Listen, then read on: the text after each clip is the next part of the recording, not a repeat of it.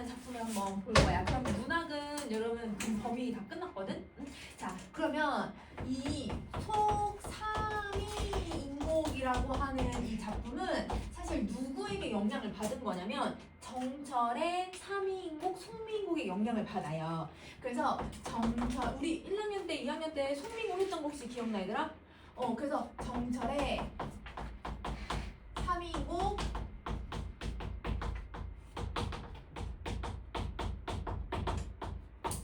송미인곡의 영향을 받은 작품이다. 자, 그러면 55쪽이거든. 이거는 그 위에다가 그냥 간단하게 같이 써도 될 것 같아. 여러분, 송민국하고 삼민국 화자가 누구였어?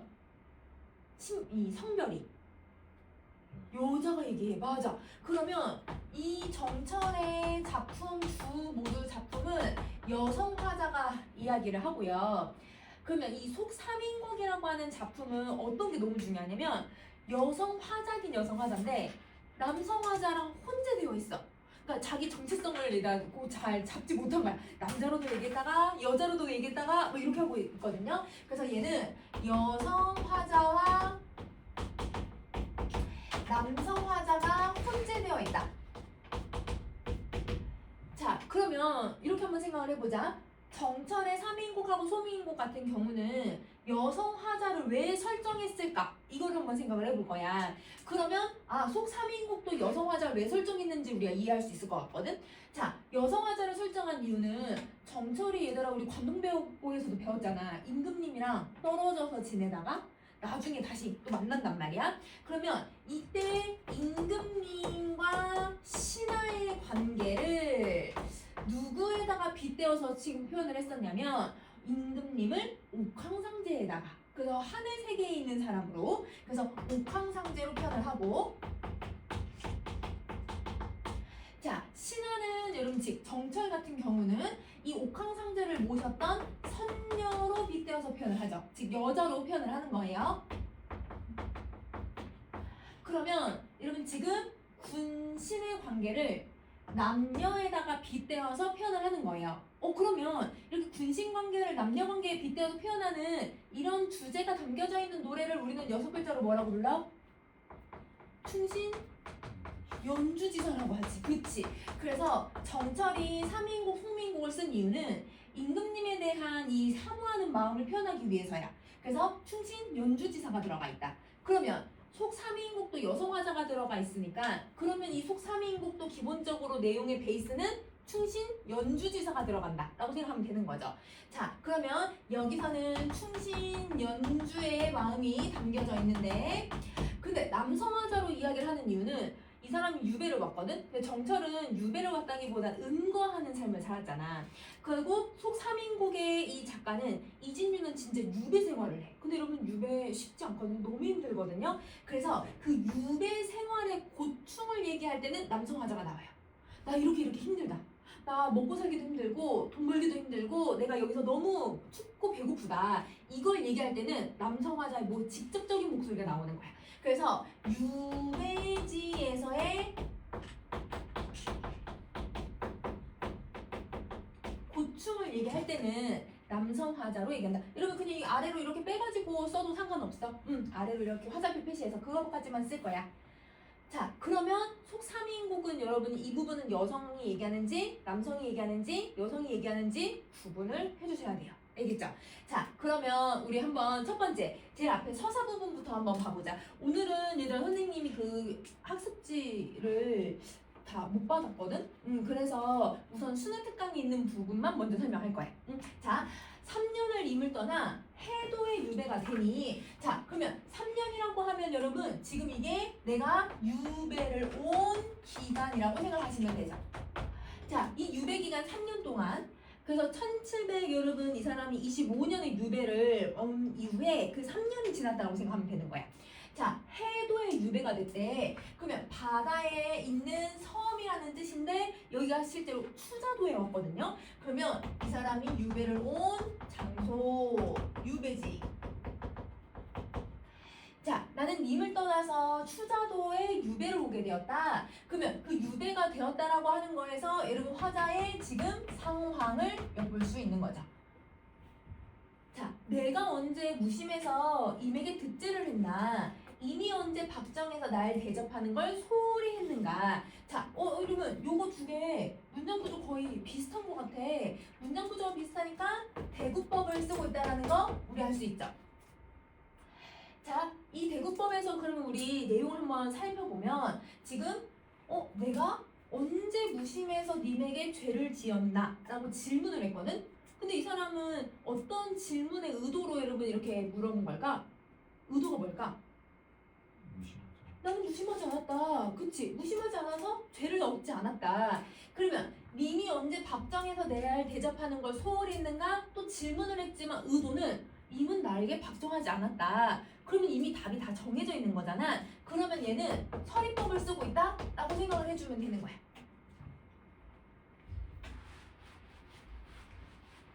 자, 근데 여기 내용을 조금 정리 한번 해보면 자, 자신에 대한 내용을 제시를 했는데요. 자신은 임에게 죄를 짓지 않았대요. 그래서 득죄하지 않았다. 무심하지도 않았다. 자, 근데 임 또한 나에게 박정하지도 않았다. 그러면 이렇게 본다면 내가 유배를 왔는데 이 유배를 왔을 때 내가 죄를 지어서 유배를 왔다는 거야, 얘들아? 아니지. 그러면 이미 나를 싫어해서 이곳에 보냈다는 거야? 그것도 아니야. 그러면 내가 유배 온 이유를 생각을 해보면 이거는 내 탓도 아니고 임의 탓도 아니다. 이렇게 생각해 주시면 돼요. 내 탓도 아니고 임의 탓도 아니다. 그러면 이때 화자의 정서를 한번 생각해봐. 여러분, 화자의 정서는 너무너무 억울하지 않을까? 나는 죄를 짓지 않았는데도 이곳에 왔잖아. 그래서 억울하다라고 하는 정서를 말하기 위해서 대구법이랑 서리법을 쓰고 있는 거다라고 생각해 주시면 돼요. 자, 그 다음에 내가 얼굴이 고왔는지 질투하는 건 문 여자들이구나. 자, 여러분 여기 혹시 무시라고 하는 이 단어 무슨 뜻이었는지 혹시 기억나? 여러분 이건 정가정이라고 하는 작품에서도 쓰는 단어거든요. 다른, 그치? 다른데 조금만 더 의미를 더 구체적으로 하면 다른 일반적인 사람들의 의견이야. 그러니까 내 의견이 아니라 다른 타인들의 일반적인 생각들을 무시라고 해. 그러면 얘 같은 경우는 그러면 내 의견이 아닌 다른 사람들의 일반적인 그런 의견들을 얘기할 때 혹은 사람들을 얘기할 때 쓰는 표현이야. 그럼 봐봐. 내가 얼굴을 고았던지 질투하는 건 일반적인 여자들이 다 그렇게 했다라는 거야. 그러면 여자가 나를 질투해서 내가 이곳에 왔다라는 거네요. 그러면 이때 이 문 여자들은 누구를 얘기하고 있는 거냐면 다른 신하들. 그래서 정적이라고 하지. 정치적 정. 다른 신하들 때문에 내가 왔다라는 거야. 그러면 궁극적으로 여러분 화자는 자신이 이곳에 쫓겨온 이유는 다른 사람들 때문이구나 라고 생각하시면 되죠. 자, 유한한 인의 몸을 선음이라 한다고 이르렀구나. 그러면 자, 여기서 유한하다라고 하는 건 화자가 자기 스스로를 뭐라고 표현하냐면 난 너무 정숙한 여잔데 이게 정숙하다야. 그러면 정숙하고 여러분 정숙하다라는 건 몸가짐을 가지런히 한다라는 뜻이거든. 몸가짐이 가지런하니까 극한 행동을 하는 사람, 조용한 사람, 이런 사람들을 유한하다라고 표현을 해요. 그러면 자기는 그만큼 정숙하고 조용하고 그윽하게 임금님을 위한 행동만 했었는데 그런데 선음을 한다라고 얘기를 하더래. 누가? 이 문 여자들이. 근데 아래 뜻을 보면 선음한다는 건 음란하다라는 뜻이거든요. 그러면 자기를 음란한 사람이다라고 사람들이 모함을 했던 거죠. 그러면 자, 이 문 여자들의 뭐가 들어가냐면 모함하는 내용이 들어가는구나 라고 생각하면 되는 거야. 그러면 이때도 다시 한번 생각해봐. 나는 그렇게 정숙하고 조용한 여잔데 근데 나를 막 음란한 여자라고 표현을 하고 있으니까 그러면 이때 화자의 정서는 여전히 어떤 정서가 나와야 돼? 너무 억울하죠. 화도 나고 억울하고 저 여자들이 너무 원망스럽기도 하고 그치? 그래서 이때 이 문 여자들에게 나타날 수 있는 이 정서는 원망, 우울함. 여러분 화도 날 수 있을 것 같아요. 자기를 모함하고 있으니까. 그러면 이런 감정을 얘기하고 있다. 그러면 자신이 유배온 어떤 이유랑 계기를 제시를 했는데, 그러면 여러분 이 부분에서는 화자가 어떤 화자가 나와야 돼? 여성 화자지. 그치, 여자도 나오고 질투한다는 표현을 썼으니까. 그래서 이 부분까지는 여성 화자가 이야기를 하고 있다라고 생각해 주시면 돼요. 자, 위로 올리고 여러분 선생님 6번 가볼게. 추운 겨울이 깊어지고 육지는 못 통하니 양식도 핍절이거늘 이 반찬을 의논하며 염장을 못 먹거든 어육을 바라겠는가. 자, 그럼 볼게요. 여러분 지금 계절이 언제인지 알 수 있죠? 겨울. 그치. 그러면 지금 여기 계절이 등장을 했어. 근데 여러분 이 겨울이 너무 춥대. 그러면 지금 화자는 추위를 겪고 있는 거네요. 자, 두 번째, 육지를 못 통한다라는 건 여러분 내가 이제 유배 생활을 하고 있으니까 단절된 삶을 살고 있는 거죠. 그러니까 내가 지금 다른 곳이랑 떨어져서 지내는 거야. 그래서 지금 세상과 나는 단절되어 있기도 하고. 자, 그 다음에 7번, 8번을 보면 먹는 게 얘들아 어때? 너무 소박해. 근데 이때 이 소박은 내가 의도해서 여러분 건강식을 먹는 거야? 아니면 진짜 못 먹는 거야? 진짜 못 먹는 거지. 그래서 생활고를 겪고 있는 거야. 제대로 먹지를 못하는. 그래서 핏절이라는 건 끊겼다는 거거든. 그러면 음식도 끊겼기 때문에 반찬을 바랄 수가 없어. 그 다음에 염장을 못 먹는다는 건 아래 뜻을 보면 기본에 소금으로 절여진 반찬들이라고 했는데 약간 이런 거라고 생각하면 돼. 간장, 고추장, 된장 같은 거. 그럼 얘네들이 음식의 가장 베이스란 말이에요. 근데 그런 것조차도 못 먹는 상태. 그러니까 여러분 물고기나 고기 먹을 수 있어 없어? 당연히 못 먹지. 그러니까 여러분 지금 여기서는 생활고를 겪고 있구나. 배가 너무 고픈 거예요. 그러면 이런 표현들을 들어간 걸 보면 이 화자는 여러분 유배지에서의 생활이 편하지 않은 거죠. 그러면 유배지에서의 고충을 표현을 하고 있는데 이걸 여러분 돌려서 설명하고 있어요? 아니면 직접적으로 배우네요? 직접적으로 다 제시한 거잖아. 그치? 그러면 이게 화자는 직접적으로 제시하고, 근데 여러분 실제로 유배 생활을 했을 때 유배 생활을 간 사람들의 겨울의 생활은 대부분 이랬어. 먹고 살기도 힘들었고 너무 춥고 배고프고. 그러면 이거는 유배 간 사람들의 모습을 사실적으로 그려내고 있는 거죠. 그러면 이런 부분들은 여성의 목소리라기보다는 약간 어떤 목소리가 좀 강하게 나타나냐면 남성의 목소리가 나타난다. 남성의 목소리는 여러분 계속 나타날 거니까 근데 계속 그냥 나중에 맨 마지막에 써줄게요. 자, 그 다음에 여기서 우리 표현법을 한번 살펴볼 거야. 요거는 여러분 문장 구조 좀 비슷한 것 같아. 뭐뭐이야, 뭐뭐 하며, 뭐뭐 바랄 소냐. 그치? 그러면 대구라고 봐도 되고, 그 다음에 바랄 소냐 질문했으니까 설이라고 보셔도 되죠. 자, 그 다음 섬 안에 수십 리의 1년초가 희연하다. 그럼 이 사람은 섬 안에 수십 리나 되는 그 큰 섬을 다 돌아다녔나 봐. 돌아가 봤더니 1년초, 1년에 한 번 자라는 풀들이 너무 희한하게 생겼대. 그 말은 이 사람이 유배지에 딱 왔는데 자기가 못 보던 풀들이 많이 있다라는 뜻이거든요. 그럼 이 말이 무슨 의미로 쓰였을까라고 한다면 두 가지 의미로 쓰였다라고 봐도 될 것 같아. 자, 우선은 여러분 첫 번째, 이곳은 내가 한 번도 보지 못했던 생활 환경인 거야. 그러니까 생활 환경이 바뀌었으니까 풀들이 바뀌었을 수도 있지. 그러면 여러분 우리 풀이 자생지가 다르잖아요. 그럼 뭐 예를 들면 한라산 맨 꼭대기에서 자라는 그 풀들이랑 그 다음에 한라산 밑에서 자라는 풀들이랑 모습이 다르죠. 그러니까 생활 환경이 달라졌다라는 걸 표현하고 싶은 거예요. 그래서 내가 유배를 왔기 때문에 생활 환경이 달라졌다. 여러분 자연 환경이 달라졌을 수도 있고 내가 먹고 사는 것들이 다 달라졌을 수도 있는 거죠. 자, 그 다음에 두 번째는 뭐냐면 여러분 자생지가 달라졌다라는 건 근데 여러분 바로 예를 들어보자. 만약에 여기 노형이 있고 연동이 있어. 그럼 노형하고 연동해서 자라는 풀들은 비슷할까 아니면 다를까? 비슷하겠죠. 왜냐면 바로 붙어있는 동네니까. 그런데 만약에 노형이랑 한라산 꼭대기는 좀 다르겠죠? 왜냐면 거리가 좀 떨어져 있으니까. 그러면 이렇게 1년 초가 희한하다라는 건 내가 평상시에 지내던 고향과 이곳은 너무 멀리 떨어져 있다. 이걸 얘기하는 거야. 그러니까 유배지가 너무 멀다. 자기가 살던 곳이랑 유배지가 멀리 있다. 그러니까 자기가 멀리 떠나왔다라는 걸 돌려서 설명하고 있다라고 생각해주면 돼.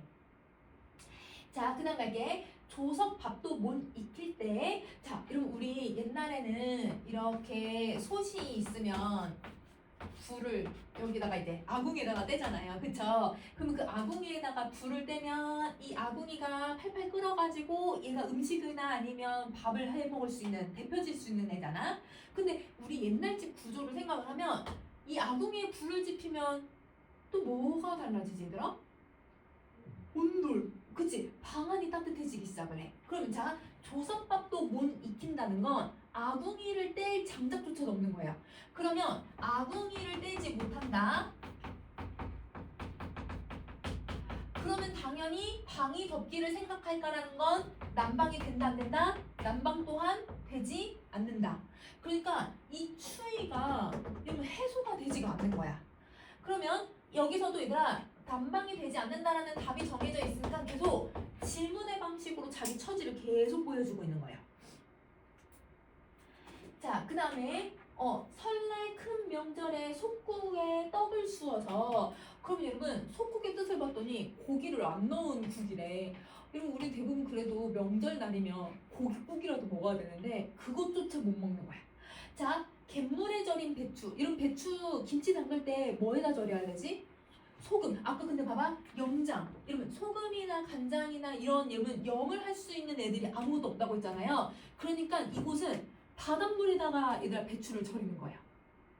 그러니까 여러분 정말 열악한 환경이라는 걸 보여주고 있는 거죠. 그러니까 이게 반찬으로 올라왔으니까 먹고 살기 너무 힘들다. 그러니까 고작 얘들아 그 바닷물에 절인, 그러니까 밍밍하겠지. 물론 바닷물이 소금이 있긴 해도 밍밍하고 그 다음에 얘들아 맛없는 고기가 없는 국이 들어가 있으니까. 그러면 이런 것들은 진짜 사실적으로 계속 묘사를 해주고 있는 거잖아. 그래서 사실적인 묘사가 계속 들어간다. 이거는 과장이 아니야. 계속 사실적인 내용이 들어가는 거야. 그러면 여러분 11번, 12번도 생활고를 계속 보여주고 있는 거죠. 자, 이렇게 해서 하다가 13번째 줄에 뭐라고 하냐면 와, 이런 몰골은 태어나서 처음 보네. 그러니까 자기가 태어나서 명절날 이렇게 음식을 못 먹을 정도로 가난해 본 적이 처음이다. 이걸 얘기하는 거네. 그럼 여러분 여기 무슨 편법이 쓰냐면 영편법을 쓰더라. 이렇게 생각해 주시면 되죠. 자, 자신의 이런 힘든 삶을 표현하고 있다라고 생각해주면 될 것 같아. 그러면 선생님이 지금 여러분 몇 번을 했냐면 6번부터 13번까지 내용을 했어. 여기는 여러분 어느 계절에 대한 이야기가 담겨져 있지? 겨울, 그치? 그래서 겨울에 유배지에서의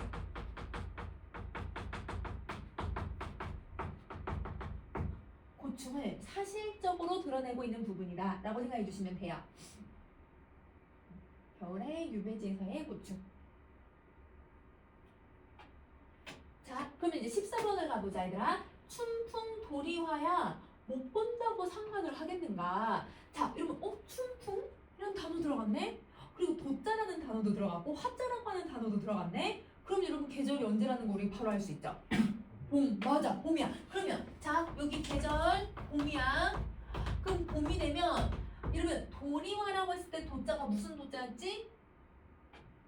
복숭아, 그치? 그러면 복숭아꽃이 피고.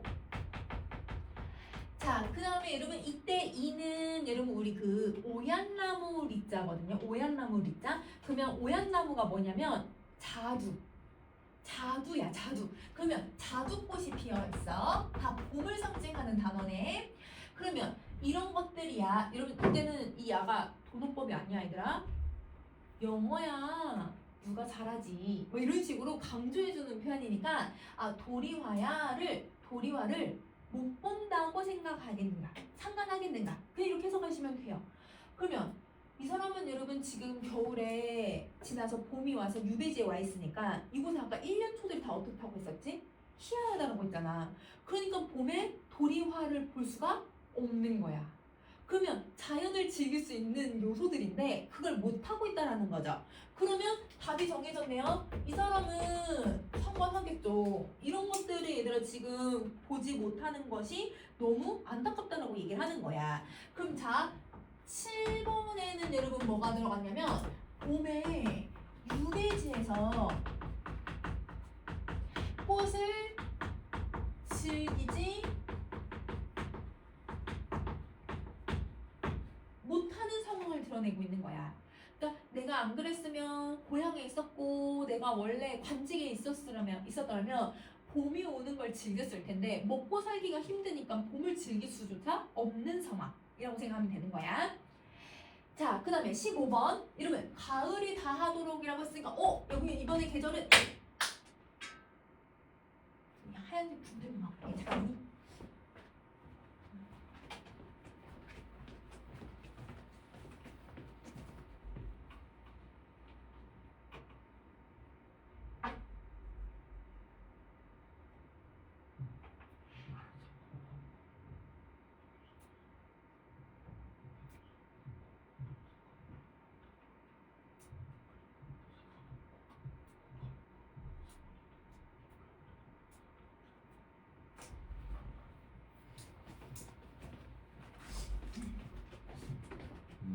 춘풍 도리아를 못 본다고 상관을 해서 안타깝다 할 수도 있네. 그게 두 가지로 해석할 수 다 있거든. 그러니까 첫 번째는 상관한다랑 상관하지 않는다 둘 다 달리는데 봐봐 상관한다라고 하는 것도 저걸 못 보니까 내가 너무 상관이 계속 보고 싶은 거야.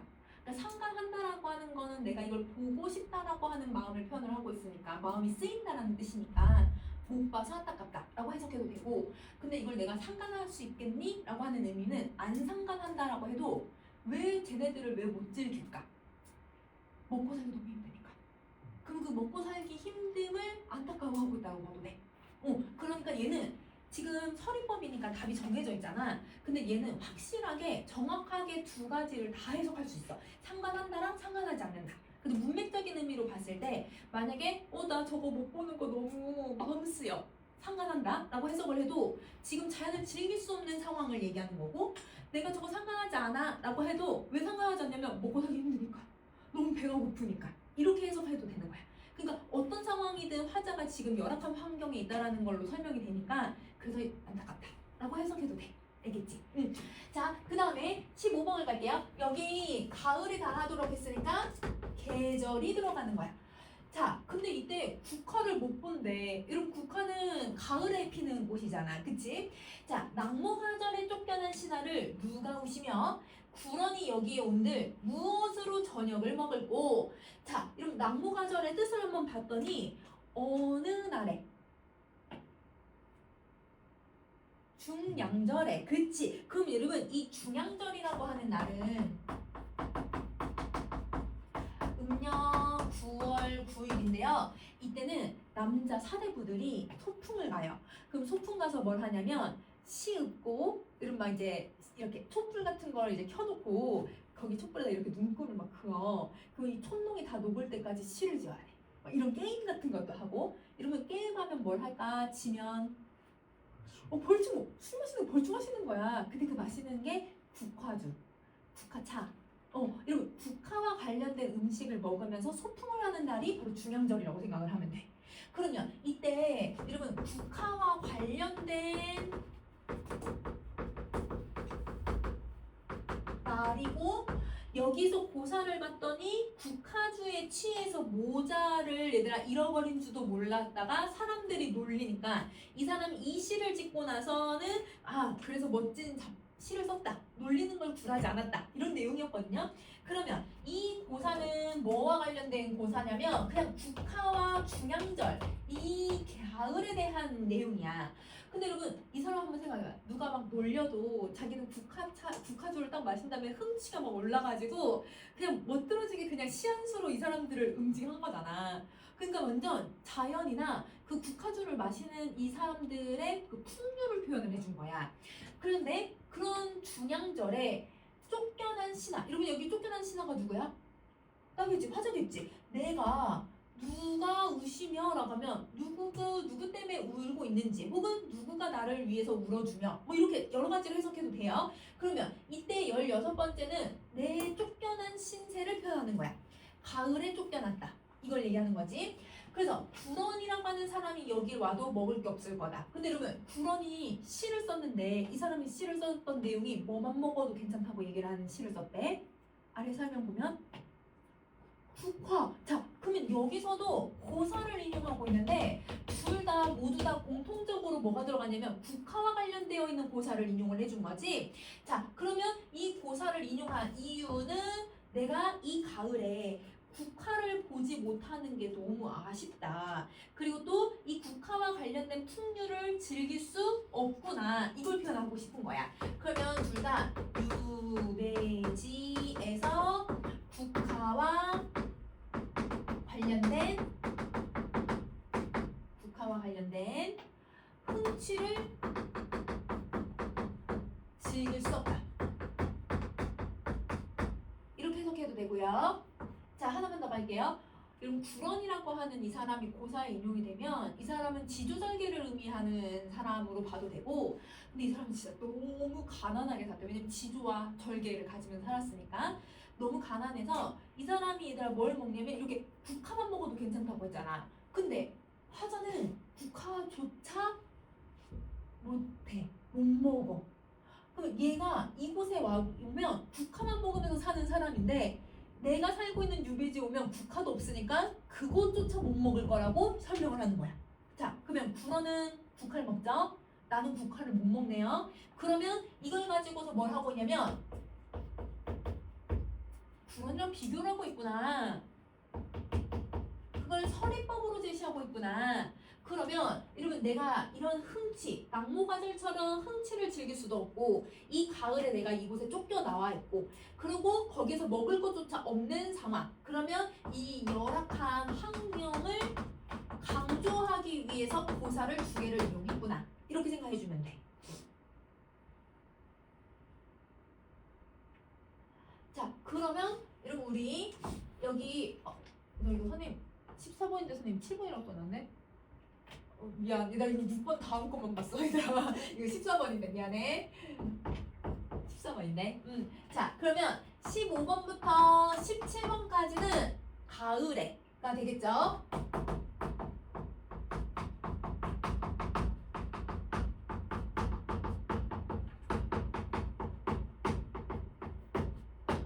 가을에 유배지에서 느끼는 고충, 흥치도 느낄 수 없고 너무 가난하다.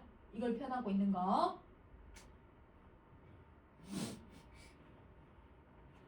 자, 그 다음에 여름 석 달 다 지나고라고 했으니까 또 이제 계절은 여름이 된 것 같아.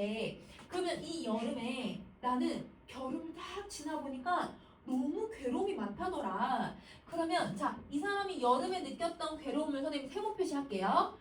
너무 찌는 더위 힘들었대요. 이러면 습한 기운, 바다로 다 둘러싸여 있으니까 이 습한 게 너무 힘들었고요. 자, 그 다음 내용 한번 또 갈게요.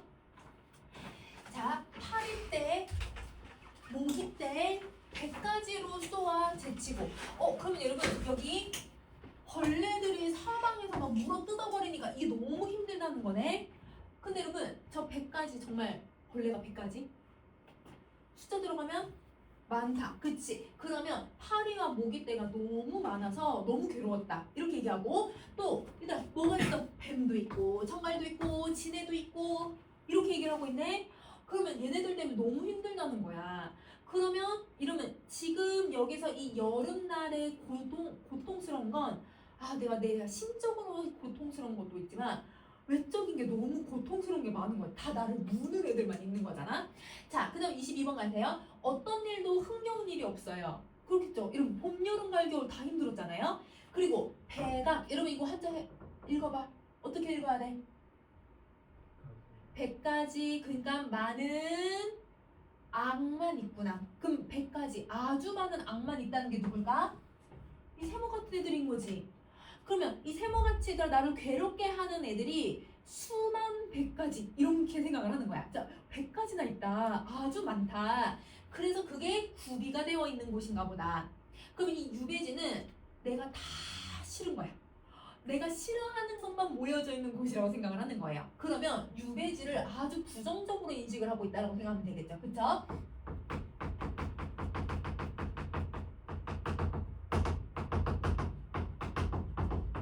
유배지에 대한 부정적인 인식을 제시해주고 있다. 자, 그러면 여러분 지금 세모 표시한 애들이 되게 많잖아. 그러면 여러분 우리 무슨 편법을 썼다라고 봐도 되지? 열거 맞아. 그러면 이게 세모 표시되어 있는 애들은 모두 다 열거법을 쓰고 있다라고 생각하시면 되죠. 세모는 열거야. 자, 사람을 상하게 하고 이러면 사람을 상하게 했던 애들은 저 세모 표시된 애들, 그치? 물건에 해를 끼치는 것들이 세상에 이렇게나 많구나. 그러니까 이곳에 오니까 해칠 것들이 너무 많구나. 이렇게 생각을 하는 거야. 그럼 자, 여기까지가 18번부터 23번까지가 여름에 대한 내용이거든요. 그러면 여름에 유배지에서 자신을 괴롭히는 것들, 괴롭히는 존재들에 대해서 쭉 서술을 해줬는데, 그러면 이렇게 한번 보자. 그럼 이 글은 면왕정가처럼, 여러분 면왕정가 시험범위 들어가니까 면왕정가처럼 계절의 흐름, 시간의 흐름이 들어갔다라고 하면 맞아요, 틀려요? 안 되죠. 왜냐면 겨울, 봄, 가을, 여름 순서대로가 아니라 사계절은 들어가 있지만 뒤죽박죽 섞어서 제시를 했거든요. 그러면 얘는 계절이나 시간의 흐름 이런 표현이 들어가 있으면 안 돼. 면왕정가랑 다른 시상 전개 방식이야. 그러면 왜 사계절을 왜 제시했을까? 이 사계절을 제시한 의도가 뭘까?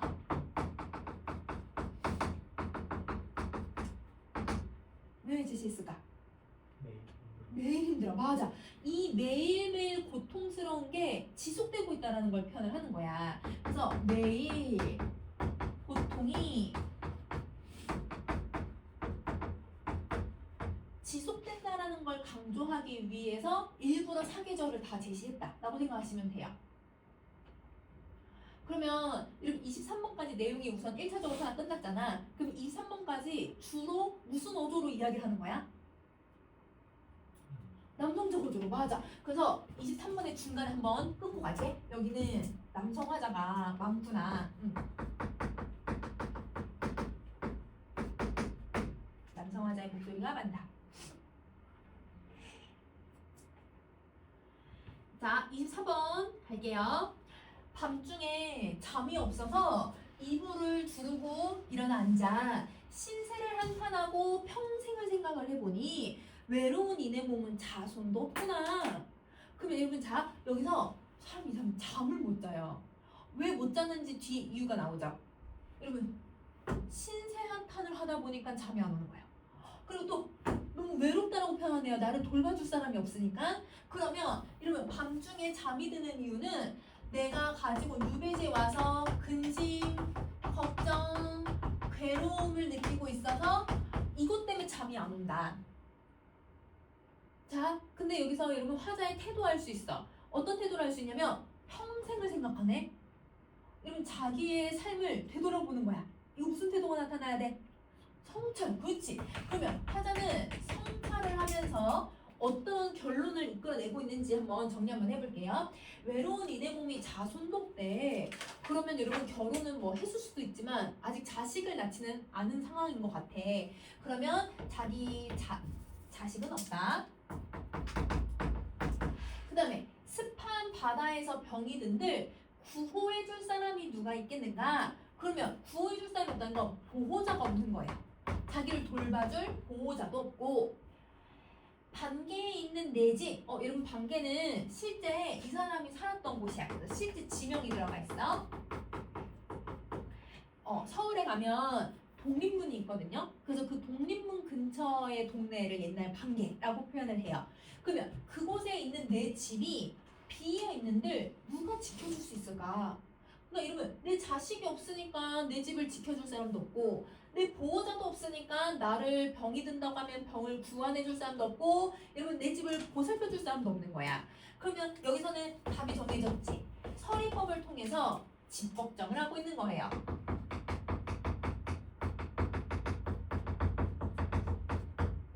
관리 걱정을 하고 있다. 자, 하사받은 청원의 책이 고각에 묻혀 있대. 여러분 고각은 아주 높은 집을 얘기를 해. 그러니까 그냥 집이라고 생각해도 될 것 같아. 집에 묵혀 있으니 존벌레가 다 먹은들 그게 누구라서 포세하며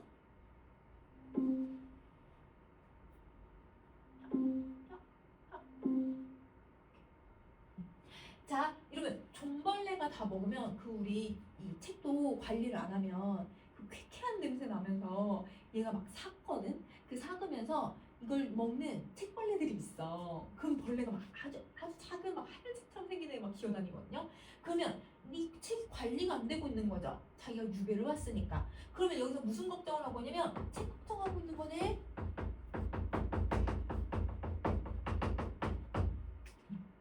그러면 얘들아 화자 왜 잠을 못 자고 있는지 알 수 있어 얘들아? 계속 걱정하느라 잠이 안 오는 거야. 알겠죠? 자, 그럼 선생님 위로 올릴게요. 31번.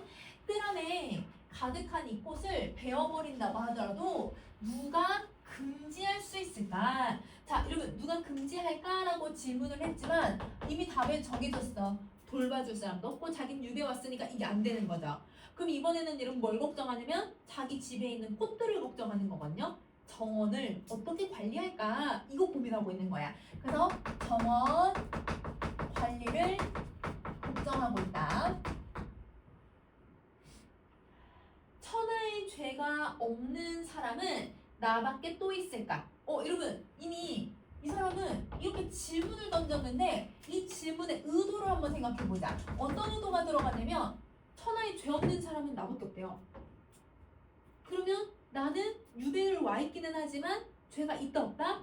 없다. 결백을 주장하고 있는 거야. 그러면 자신의 결백을 주장하고 있는 거다.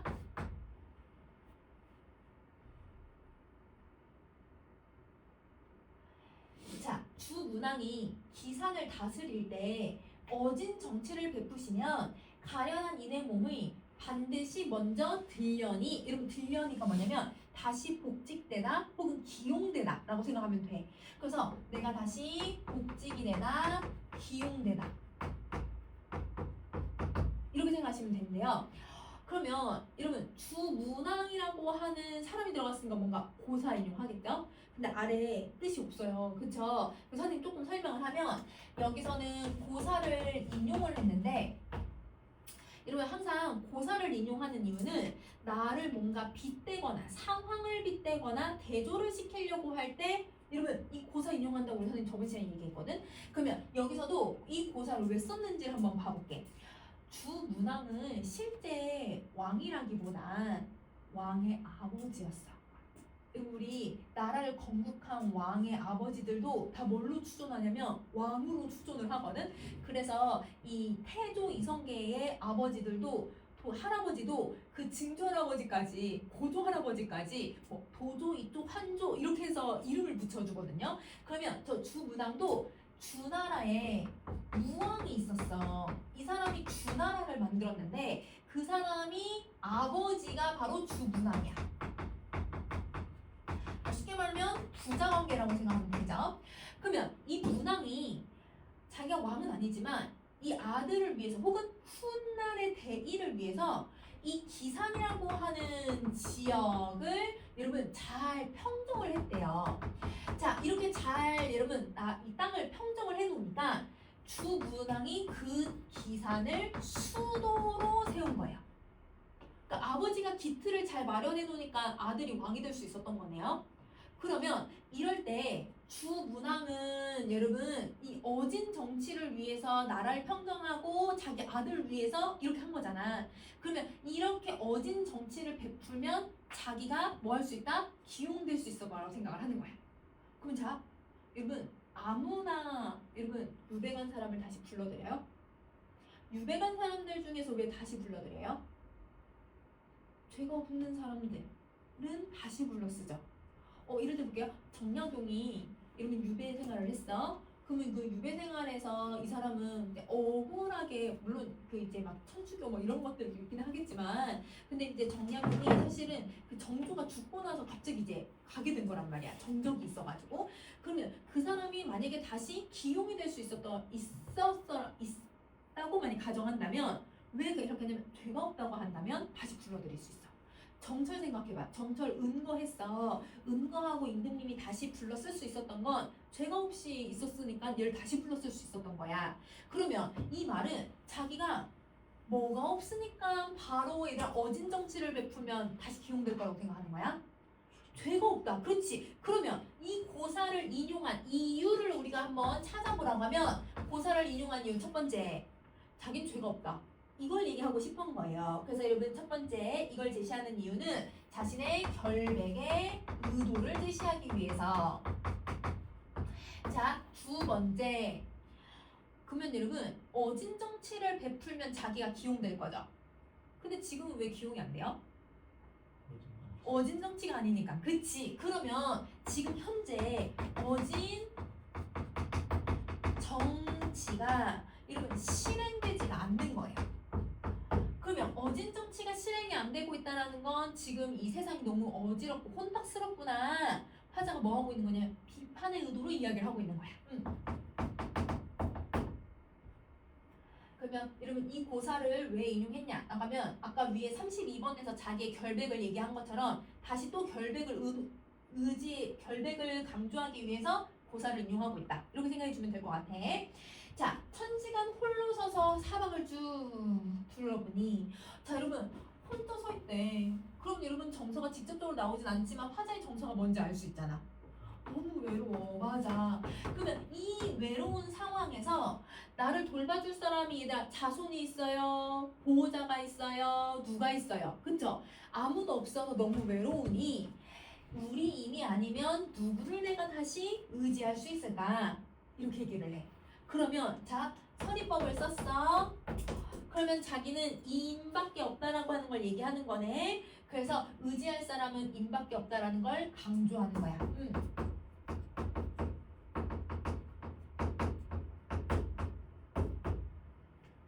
임의 존재를 강조하기 위해서 사용하고 있다.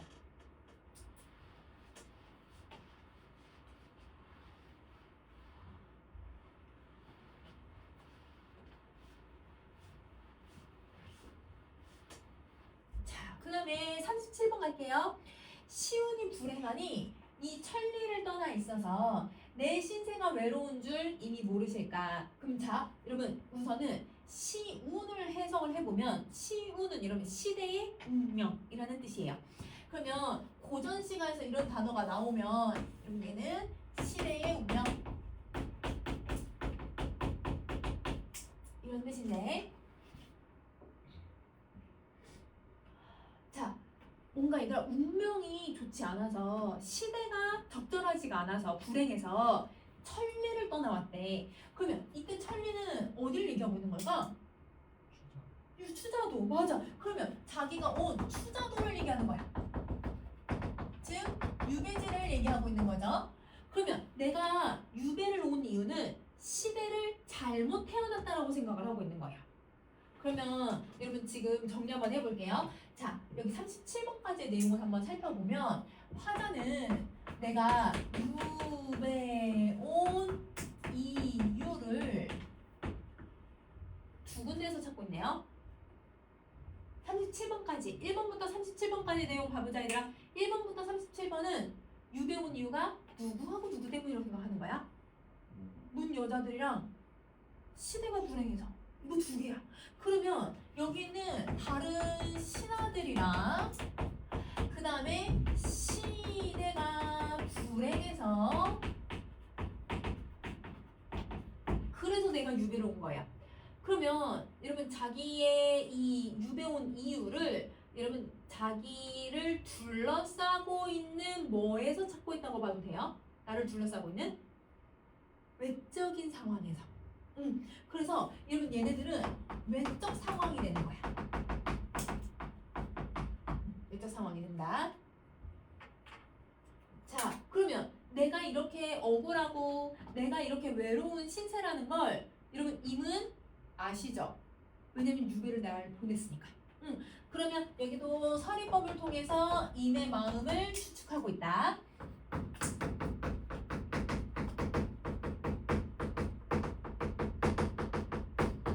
임의 마음을 추측하고 있다.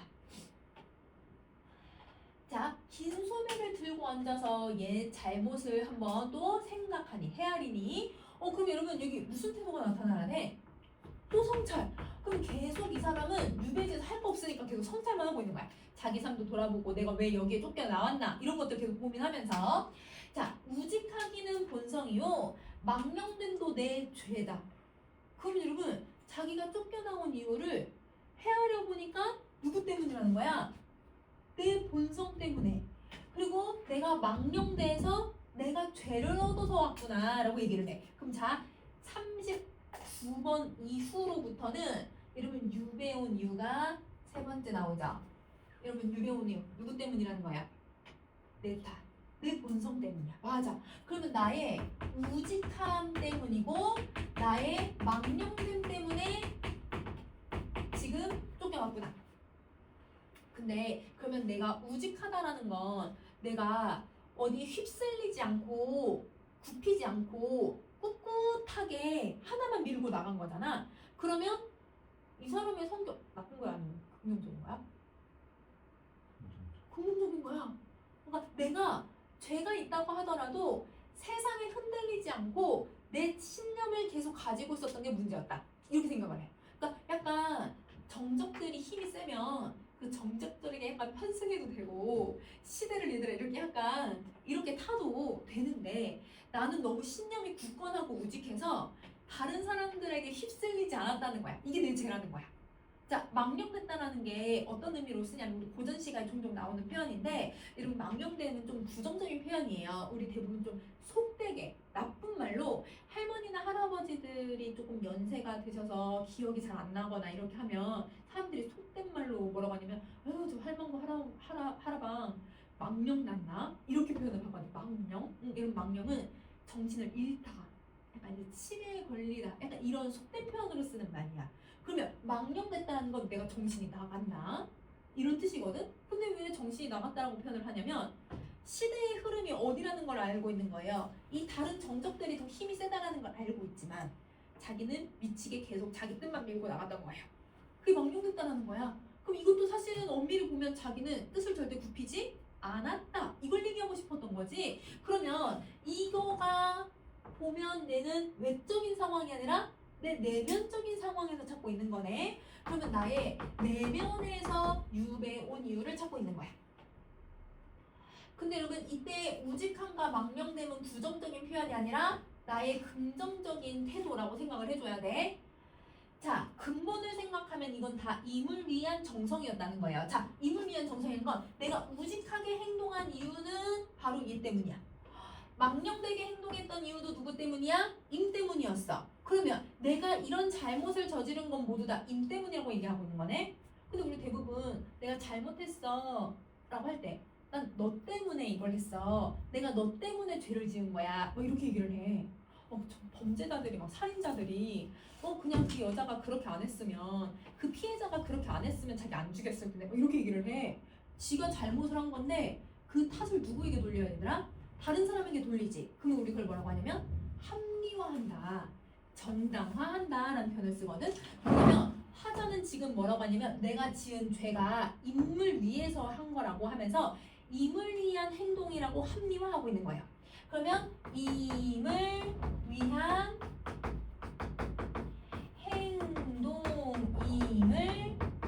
임을 위한 행동임을 합리화하고 있다. 정당화하고 있다. 이렇게 생각해 주면 돼.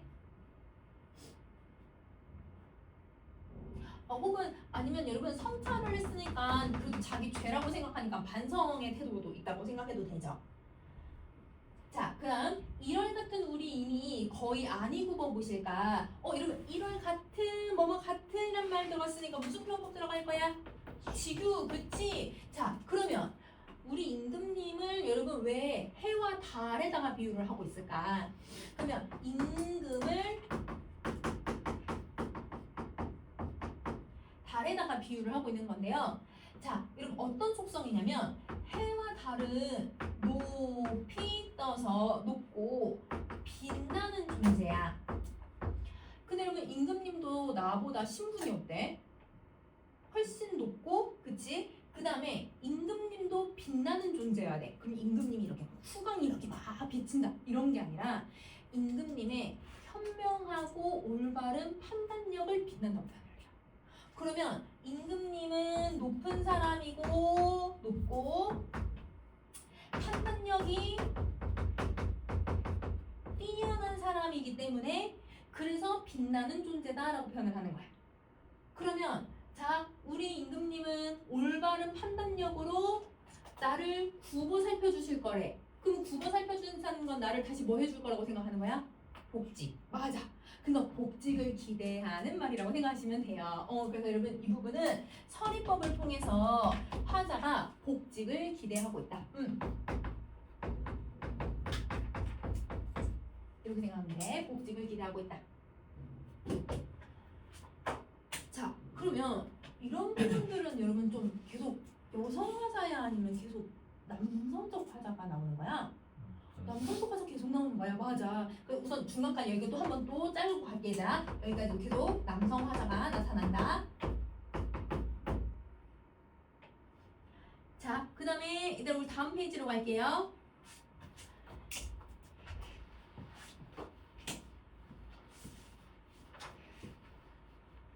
나를 살리신 이 은혜를 결초하기를 생각을 하니 여러분 왜 자기를 살려주니까 은혜를 갚아야 된다고 생각할까? 유배를 보내줬으니까. 즉 죽이지 않고 살려서 유배를 보내줬으니까. 그래서 자기 유배 보내줘서 감사합니다 막 이렇게 얘기하는 거야. 그래서 나를 살리신 은혜라는 건 죽이지 않고 유배를 보낸 것.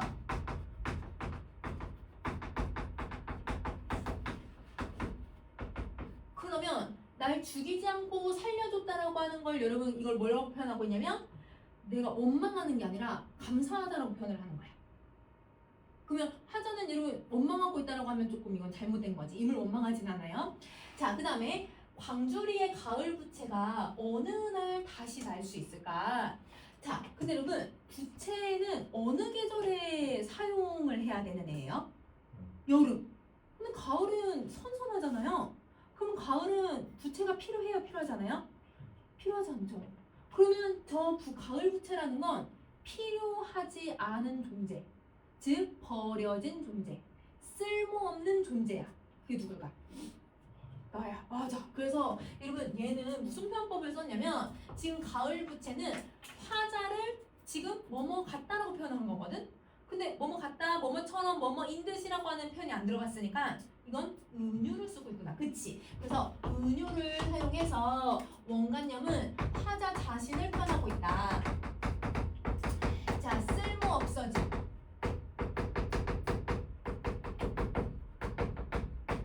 존재를 빗대고 있다 라고 생각하시면 돼요. 그러니까 여러분 자기가 임금님이 그래도 얘들아 일월 같은 마음으로 자기를 굽어 살펴줄 거라는 걸 기대하고는 있어. 복직을 기대하고는 있지만 근데 그 복직이 언제인지는 알아요, 몰라요? 그건 몰라요. 그러니까 복직의 기약을 계속 기약 없는 미래를 기다리고 있는 거죠. 그러니까 얘는 복직이 언제 될지 모르고 있구나. 그러니까 답답함 같은 마음을 느끼겠지. 자, 맑은 새벽 혼자 누워서 백두음을 슬피 읊고 황금을 못 얻으니 장문부를 어찌 사겠는가. 자, 여러분 그러면 얘는 문장부터 좀 비슷한 것 같고 대구. 근데 둘 다 얘들아 별표시 돼 있으니까 고사도 인용하고 있는 거고. 그 다음에 어떻게 사겠니? 라고 했지만 자기는 돈이 없으니까 서리법 이걸 살 수가 없죠.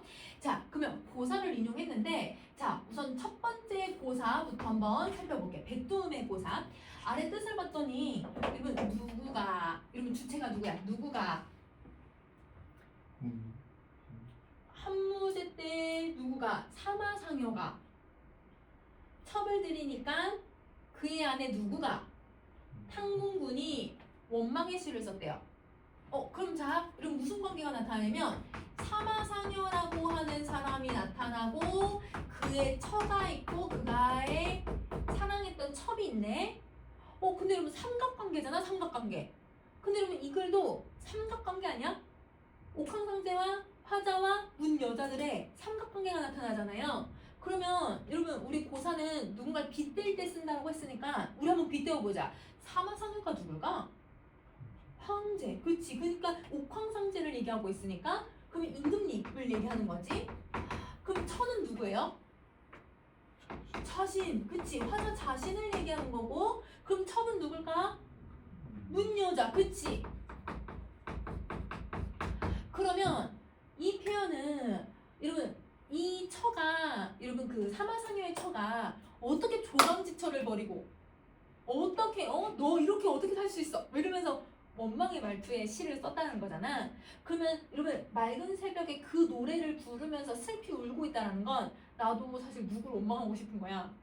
임금님 원망하고 싶은 거야. 맞아. 그러면 이 고사를 인용한 이유는 얘는 임금님에 대한 원망을 드러내려고 고사를 인용하고 있구나 라고 생각하면 되죠.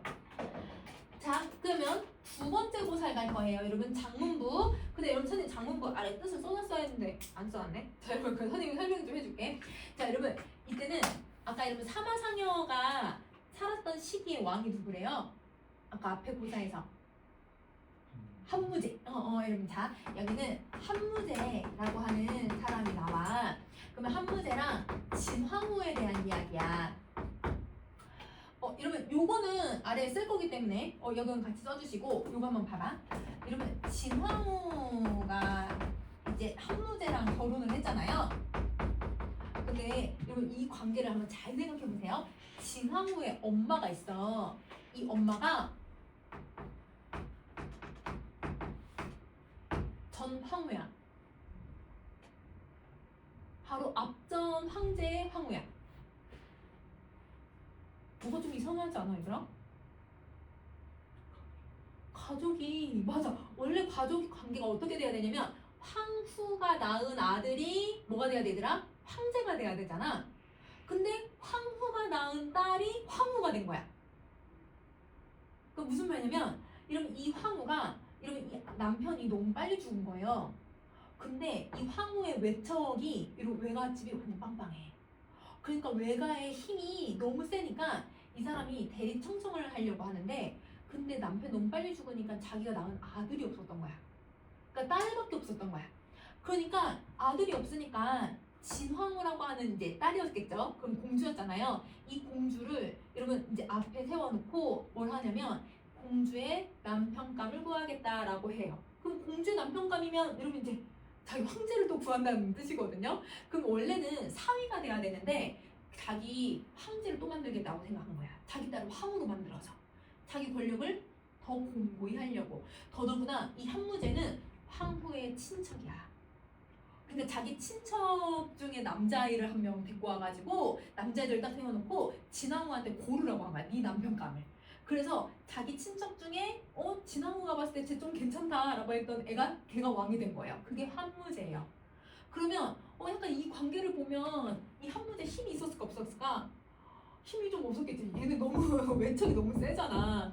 근데 진황후하고 한무제가 사이가 너무 좋았대. 그러니까 어렸을 때 엄마가 너무 약간 드셌으니까 그러니까 좀 서로 의지하는 게 있었을 것 같아. 너무 사이가 친하고 부부관계가 너무 좋았대. 그러면 신하들은 이게 좋았을까요? 나빴을까요? 신하들은 이게 나빠야 돼요. 왜? 외척의 힘이 더 세지잖아요. 얘가 사랑을 받으면 외척의 힘이 더 세지니까 그래서 계속 한무제한테 후궁을 갖다 바치는 거야. 신하들이 매일같이 후궁을 들여보내는 거야. 그런데도 한무제는 후궁에 별로 관심 없고 진황후를 사랑을 했어. 근데 이 신하들이 도저히 안 되겠다 해서 진황후 몰래 한무제를 뱃놀이로 데리고 간 다음에 배를 띄운 약간 장소부터 뱃놀이 약간 물에서 흔들흔들 거리면서 그 뱃놀이를 하는데 어떤 여자를 딱 보내. 근데 그 여자가 허리가 이만했대. 개뻥이겠지? 나 허리가 이만해가지고 이러면 이 한무제의 손바닥 위에서 춤을 췄대요. 개뻥이겠죠? 엄지공주가 아니고. 자, 여러분 그만큼 너무 하늘하늘하고 얘들아 너무 예쁜 여자가 온 거야. 그러니까 이 한무제가 한눈에 뿅 반한 거예요. 그러니까 이제 진화무는 한순간에 사랑을 뺏긴 거잖아요. 그쵸? 그래서 진화무가 너무 마음이 아파서 얘가 그 당시 시를 제일 잘 썼던 얘한테 여러분 사마상여한테 시를 써달라고 해요. 10,000금을 줄 테니까 시를 써줘라. 그래서 여러분 10,000금을 황금을 보내요. 황금을 보내가지고 사마상여가 글을 딱 쓰는데 그 글을 진화무가 지 거인 것처럼 지가 쓴 것처럼 자기 남편한테 보냈더니 글을 보니까 한무제가 마음이 돌아선 거야. 그러면 이 진화무는 돈 처벌 해가지고 얘들아 그래서 자기는 남편의 마음을 돌렸었던 거죠. 그러면 잡으세요. 이 한무제는 진화무에 내가 이제 후궁이 있다고 한다면 그러면 이 관계 이것도 삼각관계지. 그러면 한무제가 누구야? 임금님이네. 그럼 진화무가 누굴까? 화자겠네. 그러면 후궁은 누굴까? 문 여자겠죠. 그러면 여러분 보세요. 이 한무제의 마음을 진화무는 황금을 써서 마음을 돌렸어요? 마음을 못 돌렸어요? 돌렸죠. 그쵸? 자, 근데 화자는 돈이 있어요? 없어요? 황금을 못 얻었으니까 임의 마음을 돌릴 수 있어요? 없어요? 못 돌려요. 그러면 이번에 고사는 여러분 위에 거는 사마상여랑 자기랑 임금님이랑 다 똑같다고 생각하는 똑같이 비유를 한 거고 얘는 뭘 하고 있냐면 대조를 쓰고 있는 거야. 그러니까 얘는 했는데 나는 못한다 이건 거지. 그러면 내가 님의 마음을 돌릴 수가 없다라고 하는 그 슬픔과 안타까움을 표현하기 위해서 이 고사를 인용하고 있는 거야. 여러분 고사는 어떤 사람의 마음을 표현하기 위해서 쓰기 때문에 그 고사의 내용들이 누구랑 연결되고 있는지를 찾으면서 해석을 하면 좀 쉽게 해석을 할 수 있을 것 같아. 알겠지? 자, 그러면 넘어갈게요. 자, 그러면 이때는 여성화자일까요? 남성화자일까요? 여성화자로 나와. 맞아. 왜냐면 자기를 계속 진화무하고 처로 빗대고 있잖아. 그러니까 이 부분은 여성화자의 목소리가 좀 강하다. 여성화자 계속 나올 거니까 그냥 맨 마지막에 쓸게. 자, 그 다음에 마름과 연으로 옷을 짓고 부용으로 치마를 지어서 상자 안에 넣어놓은들 누굴 위해서 단장을 할까? 그러면 자 옷이랑 그 다음에 치마랑 만들어서 단장을 했어. 그러면 이걸 만드는 이유는 여러분 님에게 뭐 하기 위해서야? 잘 보이려고. 그렇지.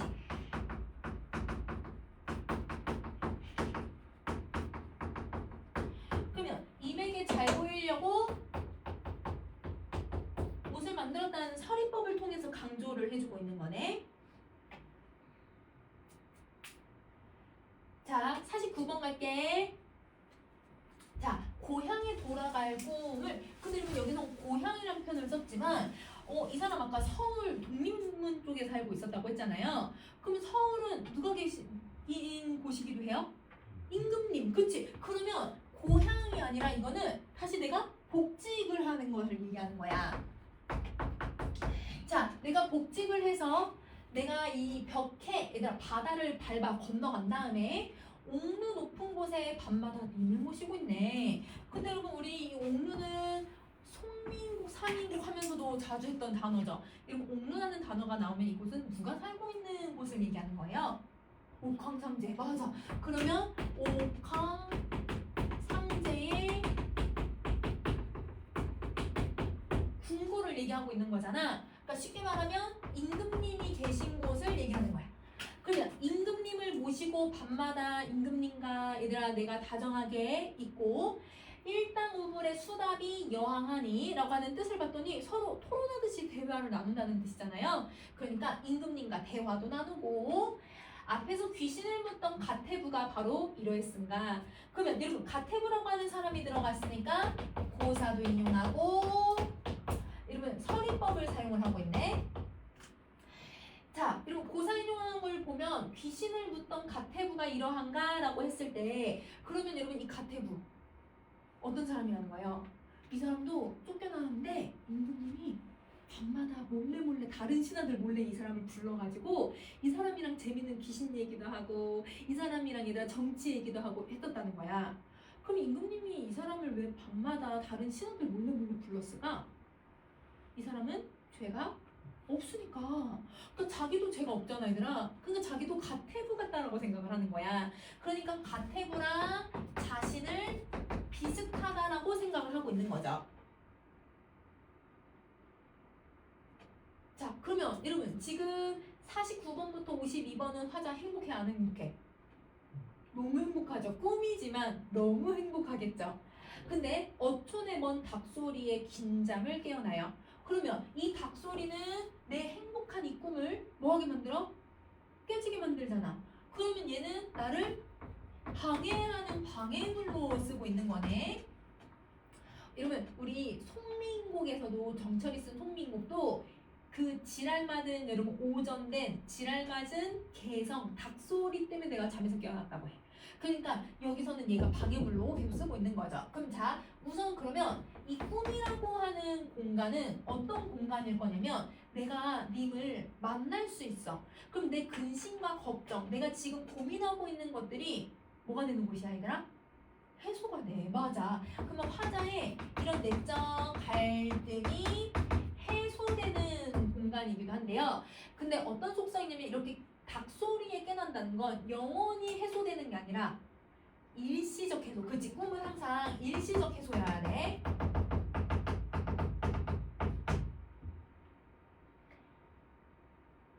자, 그러면 여러분 이제 5줄 남았다. 53번 볼게.